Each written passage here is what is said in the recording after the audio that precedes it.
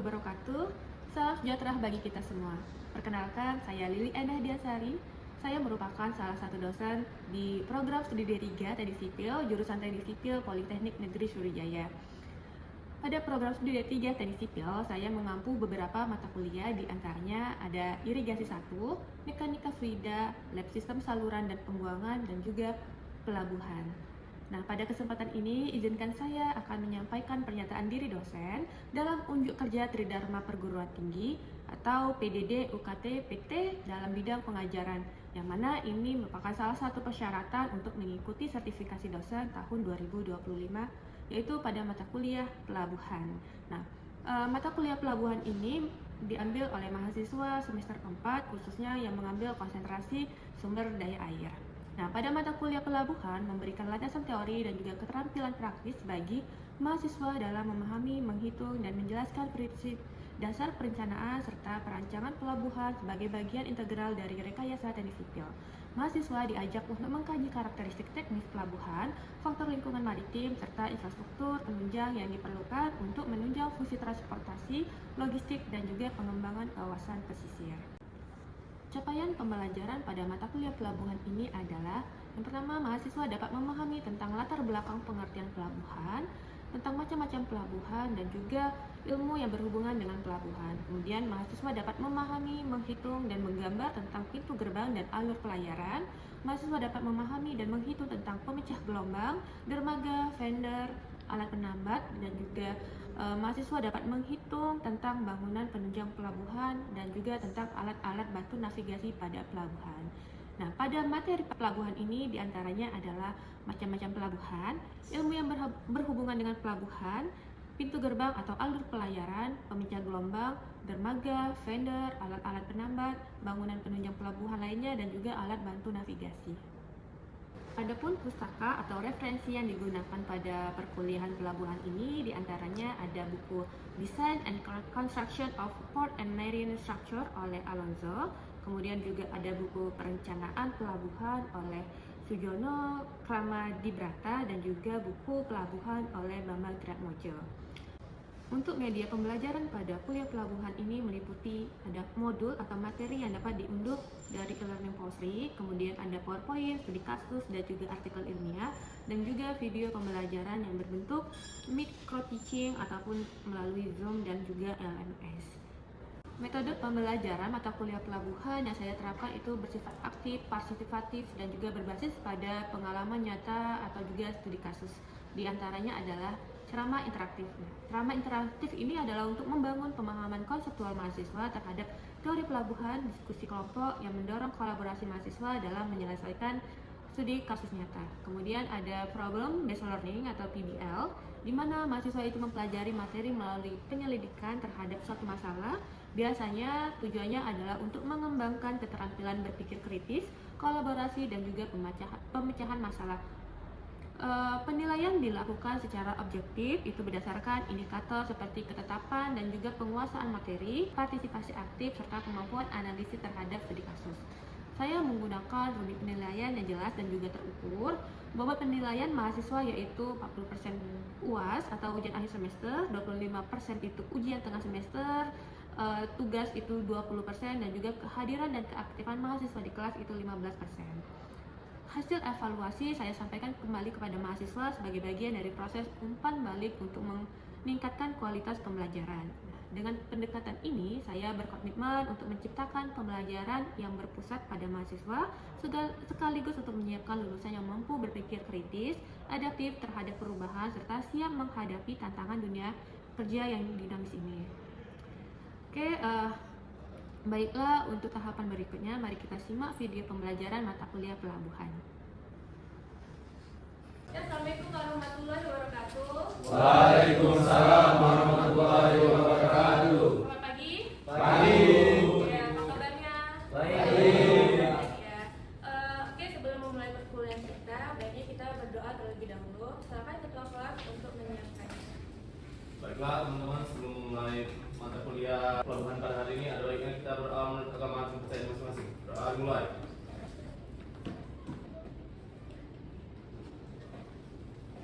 Doa selesai. Ya, kita dulu ya. Nah,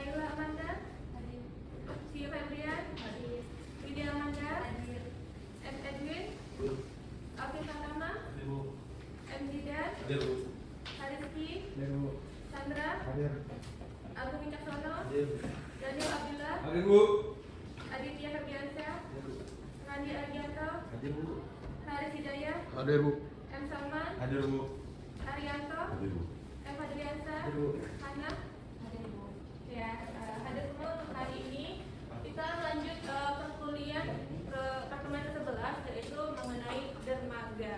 Nah, sebelumnya kita harus ketahui dulu apa sih capaian pembelajaran kita pada minggu ini. Jadi untuk capaian pembelajaran program studi yaitu untuk menguasai pengetahuan faktual tentang perkembangan di bidang teknologi bangunan pelabuhan. Kemudian untuk capaian pada mata kuliah ini adalah mahasiswa dapat memahami dan menghitung tentang dermaga.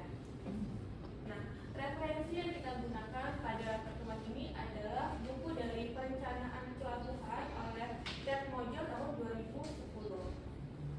Nah, sebelumnya kan kita sudah mempelajari apa itu fasilitas pelabuhan. Nah, berdasarkan layout pelabuhan ini, yang pertama nomor satu itu adalah pemecah gelombang. Apa itu fungsi dari pemecah gelombang? Oke, Daniel. Jadi fungsi pemecah gelombang itu untuk melindungi daerah pantai dan aliran sungai dari terjangan gelombang. Oke, jadi untuk melindungi perairan dan pelabuhan. Kemudian yang kedua itu ada kolam perairan pelabuhan. Apa itu fungsi dari kolam perairan pelabuhan? Oke, Pak Dulu. Perairan pelabuhan adalah untuk kapal bermanuver. Kapal bermanuver ya. Ini untuk kapal melakukan manuver atau perputaran. Selanjutnya ada alur pelayaran. Apa itu fungsi dari alur pelayaran? Agung? Baiklah Bu, untuk alur pelayaran adalah berfungsi untuk mengarahkan kapal-kapal masuk dan keluar ke pelabuhan. Untuk mengarahkan kapal atau jalurnya kapal ya Iya. masuk ke dalam pelabuhan. Nah itu ada 3 fasilitas pelabuhan yang sudah kita pelajari. Selanjutnya kita pada minggu ini adalah membahas tentang dermaga. Nah dermaga itu adalah ini ya, pada gambar layout yang berwarna biru. Dermaga adalah struktur bangunan di pelabuhan yang digunakan sebagai tempat kapal bersandar. Jadi kapal bersandar di pelabuhan itu adalah dermaga. Jadi dermaga ini menjadi titik penting untuk pertemuan dua moda transportasi air dan juga darat. Gitu ya. Ini sangat penting di pelabuhan dermaga. Jadi bangunan pelabuhan untuk merapat dan menambahkan kapal yang melakukan bongkar muat barang dan menaik turunnya penumpang itu adalah dermaga. Nah kemudian di belakang dermaga itu terdapat apron dan juga fasilitas jalan. Ini ya biasanya apron itu terdapat kren untuk pelabuhan peti kemas dan juga ada jalan untuk transportasi darat seperti kereta ataupun truk. Kemudian apron itu adalah daerah antara sisi dermaga dan sisi depan atau terminal barang umum atau kontainer yard pada terminal peti kemas. Nah kemudian untuk pengalihan angkutan laut, kapal ke angkutan darat atau kereta api, truk dan sebagainya. Nah ini adalah layout dari dermaga dan juga fasilitas lain tentunya. Nah untuk tipe dermaga itu ada 3 berdasarkan strukturnya. Yang pertama adalah wharf, kemudian yang kedua adalah pier, dan yang ketiga adalah jetty. Nah ini wharf, pier, dan jetty itu merupakan 3 jenis ya, 3 jenis dari tipe dermaga. Nah kalau wharf dan pier itu strukturnya bisa tertutup asal juga struktur yang terbuka. Nah kalau dia struktur tertutup dia adalah dinding gravitas atau dinding surat. Kemudian dinding gravitas itu bisa bentuknya ada blok beton, kaisar, surat baja atau dinding penahan tanah. Nah itu untuk yang struktur tertutup. Kemudian untuk jetty, struktur jetty gitu ya, dia menggunakan strukturnya terbuka. Atau wharf, pier atau jetty juga sama-sama bisa menggunakan struktur terbuka. Tapi khusus untuk jetty dia punya struktur yang terbuka. Nah dia menggunakan tiang panjang. Ya. Nah ini ada layoutnya untuk dermaga. Bentuk wharf dia sejajar dengan garis pantai. Nah kalau dia pier dia agak menjauh sedikit ke laut gitu ya. Kalau dia jetty dia memanjang gitu ya, membentuk seperti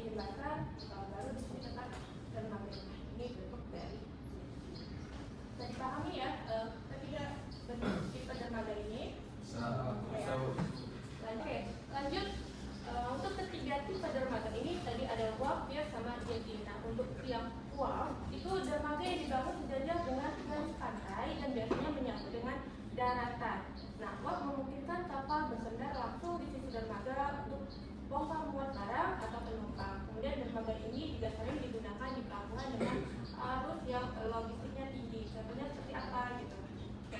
Pelabuhan di Bakahuni ataupun di Merak itu biasanya menggunakan tipe dermaga biak uap. Kemudian ada pier.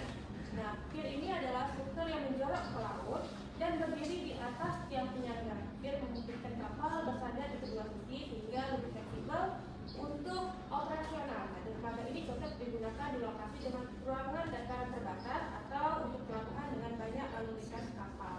Nah, jadi kalau wap itu kan kapalnya yang bersandar hanya terbatas. Kalau pier dia bisa kalau daratannya terbatas, dia dibuat pier sehingga kapal itu lebih banyak bersandarnya. Kemudian ada jetty.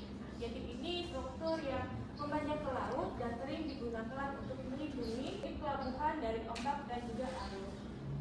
Jetty juga dapat berfungsi sebagai dermaga, terutama di daerah dengan perairan yang memiliki sedimentasi tinggi atau gelombang yang besar. Karena jetty tadi menggunakan tiang pancang di bawahnya, jadi dia mempunyai celah-celah itu untuk arus gelombang yang besar. Ya. Selanjutnya pemilihan tipe dermaga. Nah, jadi pemilihan tipe dermaga itu tergantung pada jenis kapal yang dilayani, kemudian ukuran atau bobot kapal, kemudian kondisi batimetri atau topografi dan tanah dasar laut, kemudian juga kondisi hidrooceanografi, yaitu gelombang dan juga pasang surut. Kemudian tipe dermaga yang dipilih yang paling sesuai sehingga biaya pembangunannya se-ekonomis mungkin, gitu ya. Jadi balik lagi tergantung dengan biaya untuk pembuatan pelabuhan. Jadi kita menggunakan yang lebih murah biasanya. Nah, ini contoh untuk pemilihan bentuk dermaga. Contoh ini adalah peta batimetri atau peta topografi untuk kedalaman air, gitu ya, terutama air laut. Nah, ini kita bisa lihat posisi plus 1 meter di daratan itu garis pantai. Nah, ini adalah garis pantai, kemudian makin ke dalam gitu ya, -1, -2, -3, -4 meter, -5 meter dia kedalaman laut. Jadi dia semakin ke sana itu adalah semakin miring gitu ya, atau landai gitu.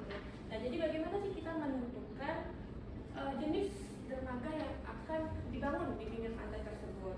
Yang pertama adalah bentuk waf. Nah, kalau waf di sini ya, dia tadi waf dermaganya sejajar dengan garis pantai.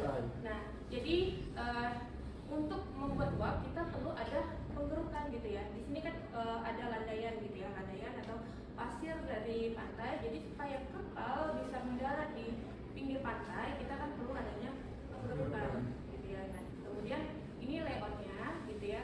Selain penggerukan, kita juga perlu membuat alur pelayaran supaya kapal bisa masuk ke kolam ini, kolam pelabuhan. Nah, ini bentuk waf. Gitu. Kalau waf kita perlu melakukan penggerukan pasir atau tanah di pelabuhan. Nah, kemudian kalau kita menggunakan atau memilih bentuk yang jetty. Nah, jadi tadi apa? Ya, pelabuhan yang dermaganya menjorok atau memanjang ke laut gitu ya. Jadi, nah kalau kita memasang atau membangun jetty di pelabuhan, jadi kita membuat yang panjang gitu sampai kedalaman H gitu supaya kapal bisa bersandar di dermaga ini.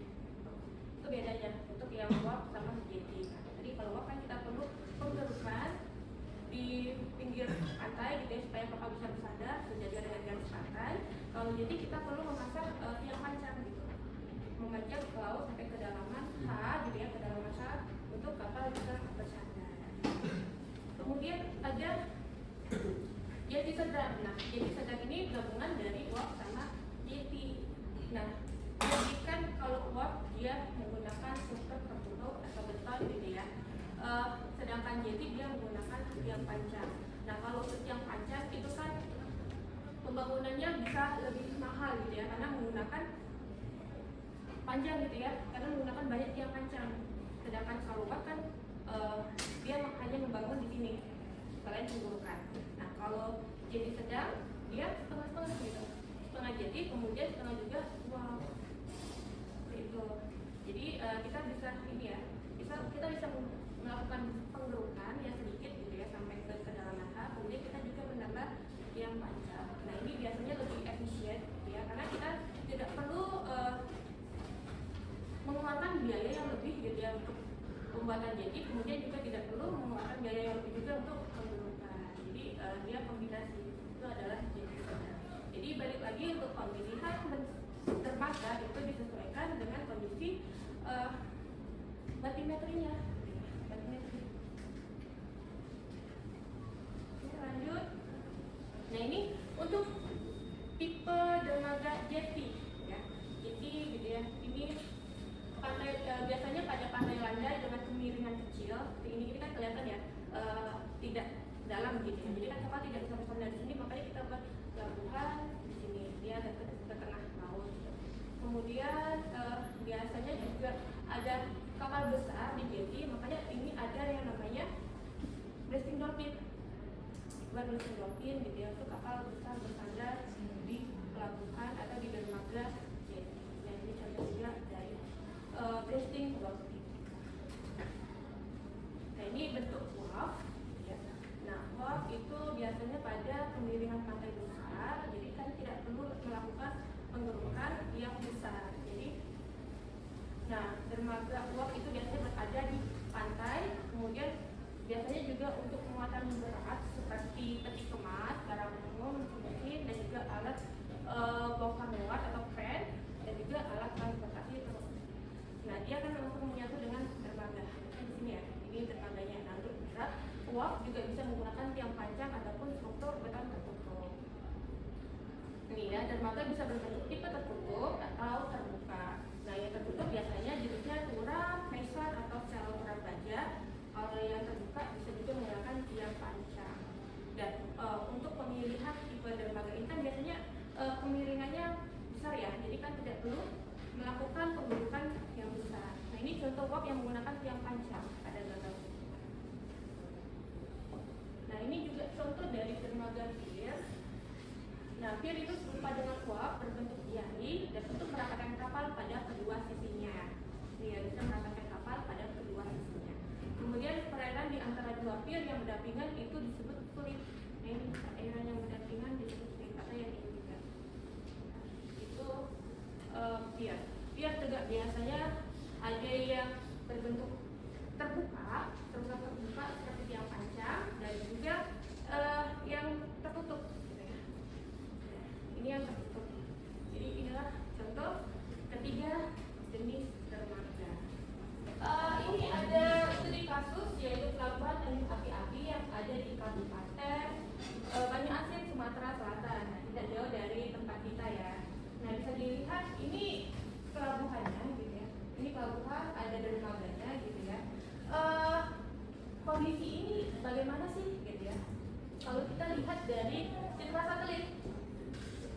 Jadi saya minta untuk kalian berdiskusi tipe dermaga apa yang cocok gitu untuk di pelabuhan Tanjung Api-Api yang ada di Kabupaten Banyuasin, Sumatera Selatan. Silakan untuk berdiskusi untuk menentukan apa sih jenis dermaga yang cocok pada pelabuhan ini.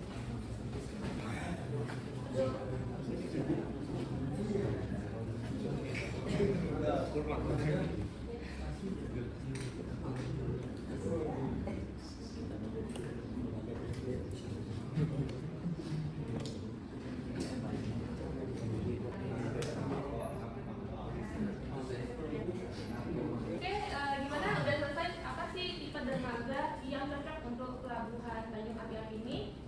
Sudah? Oke, siapa yang mau mempresentasikan apa sih tipe dermaga yang cocok? Oke, silakan Ana. Maju sini.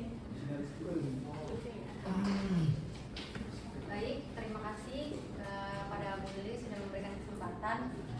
Jadi menurut kami yang sudah didiskusikan tadi, bahwasanya letak pelabuhan Tanjung Api-Api itu geografisnya itu berada di sebelum tidak dekat dari Mulut Rawa atau Muara. Jadi yang paling cocok itu dermaga jeti. Kenapa bisa dermaga jeti? Karena yang seperti kita lihat bahwasanya di pinggir muara itu sedimentasinya sangat tinggi Mengapa bisa seperti itu? Ya, sedimentasinya terlalu tinggi dan juga pasang surutnya itu tidak tentu karena sesuai dengan waktunya. Jadi kenapa dipilih jeti? Pertama itu letak geografis, terus kedua itu sedimentasi tinggi, dan ketiga itu perairan yang terlalu jauh letaknya daripada pelabuhannya. Oke, yang lain ada ide yang lain atau gimana? Setuju? Setuju. Oke ya, jenis dermaganya adalah Yeti. Oke, terima kasih Hana. Silakan berikan tepuk tangan.